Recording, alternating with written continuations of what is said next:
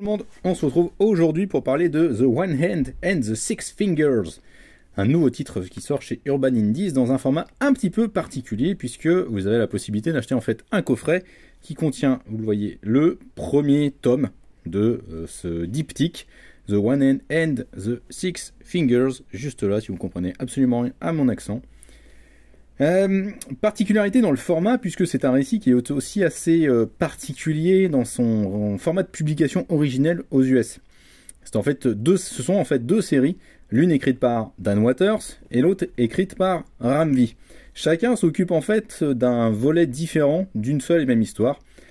C'est-à-dire que Ram V va nous parler de la traque par un détective qui va partir à la retraite d'un tueur en série que l'on retrouve ici dans The Six Fingers. Alors, il y a pas mal de plot twists là-dedans, puisque voilà, un meurtre est commis qui rappelle le pattern établi il y a plusieurs années de ça par le détective justement, et il comprend pas trop pourquoi ces meurtres reviennent, puisqu'il a arrêté le suspect et ils sont en prison. Donc en fait, il comprend pas trop pourquoi ces meurtres ressurgissent à ce moment-là. Et bien dans The Six Fingers, on va justement suivre celui qui commet ces meurtres. C'est clairement dévoilé dès le départ, et on va un peu plus comprendre sa psychologie et ce qui se passe en fait, et tout ce qui se déroule.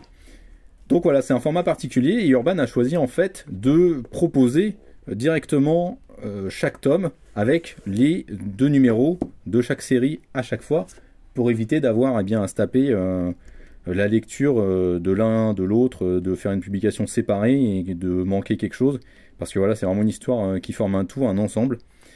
Donc c'est vraiment super bien. Alors ça se déroule dans le futur, en 2800 et quelques. Ça se voit au niveau des teintes de couleurs, ça rappelle beaucoup Blade Runner.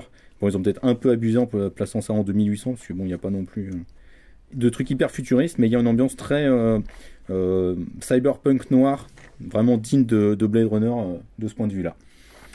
Donc voilà, c'est vraiment très très bien, c'est bien réglé, c'est bien ficelé. Si vous aimez les projets et les concepts audacieux, je vous recommande fortement de vous jeter dessus. Et puis je trouve que ce format de publication est vraiment très original.